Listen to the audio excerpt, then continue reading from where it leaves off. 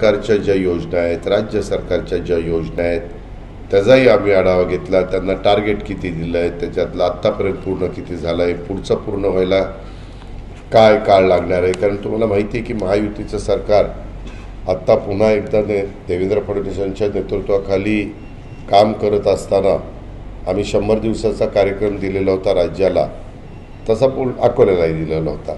आणि त्या 100 दिवसाच्या कार्यक्रमामध्ये बऱ्याच काही गोष्टी वेगवेगळ्या विभागाच्या पूर्णत्वाला नेण्याच्या करताचा उद्दिष्ट हे त्यांना दिलेलं होतं आणि काहींनी ते पूर्ण केलेलं आहे, काही जरा कमी पडलेले आहेत. म्हणून आता दुसरा 150 दिवसाचा कार्यक्रम आम्ही दिलेला आहे. त्याच्यामध्ये त्या विभागांना ते उद्दिष्ट पूर्ण करण्याच्या दृष्टिकोनातनं लक्ष द्यावं लागणार आहे, प्रयत्न करावा लागणार आहे. तर बाबा आता खरीपाच्या पेरण्या सुरू होणार, बियाणं आहे का, खतं आहे का, युरिया DAPचं काही शॉर्टेज आहे का, त्याच्याबद्दलचा पण आढावा घेतला. आरोग्याच्या बद्दलची काय परिस्थिती आहे, इतरही संदर्भामध्ये जी काही कामं पाईपलाईनमध्ये चाललेली आहेत तिथं कुठं काही अडचणी आहेत का, केंद्र सरकारच्या ज्या योजना ह्या दिलेल्या आहेत, विशेषतः 3 कोटी घरकुलाची योजना, पंतप्रधान आवास योजना, त्याच्यामध्ये 30 लाख घराचं टार्गेट आपल्या महाराष्ट्राला मिळालेलं आहे. त्याच्यात जे काही टार्गेट आमच्या अकोल्याला मिळालेलं आहे त्याच्याबद्दल थोडंसं अजून गतीनं काम करण्याची गरज आहे. तर ते आता 150 दिवसाच्या कार्यक्रमामध्ये ते काम गतीनं पूर्णत्वाला नेण्याच्याबद्दलची कारवाई करावी अशाही पद्धतीच्या आदेश दिले गेलेले आहेत.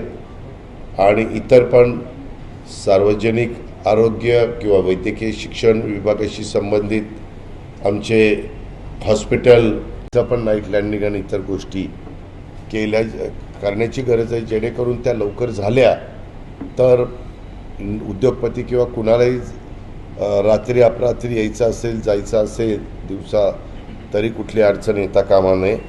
म्हणून मी आमच्या मुरली मोहोळ साहेबांशी बोलून हा प्रश्न कसा निकाली काढता येईल याबद्दलचा जरूर प्रयत्न करणार आहे.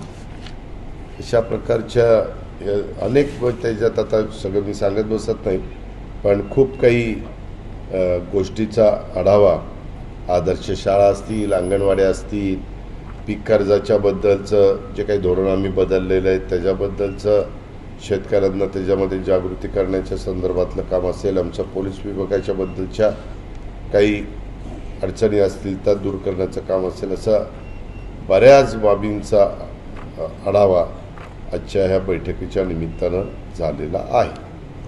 आपल्याला काही प्रश्न विचारायचा असेल तर विचार. काय राज ठाकरेंसोबतची जी देवेंद्र फडणवीस नाही मला माहिती नाही, मी सकाळीच इकडं आलेलो आहे. मी म्हणजे तुम्ही काल फक्त मुख्यमंत्री महोदय इथं होते, काल विचारलं असतं तर बरं झालं असतं. कुणाच्या त्याच्याबद्दल तुम्ही मुख्यमंत्र्यांचं उत्तर ऐकलं? मुख्यमंत्री म्हणाले की ह्याच्यामध्ये तथ्य असेल तर चौकशी करून पुढची योग्य ती का गृह खातं मुख्यमंत्र्यांकडे, मुख्यमंत्रींना असे प्रश्न पत्रकार मित्रांनी विचारलेले तुमच्यासारख्या, आणि त्याला मुख्यमंत्र्यांनी सडेतोडपणे उत्तर देऊन त्याबद्दलचे त्यांचं मत व्यक्त केलेलं.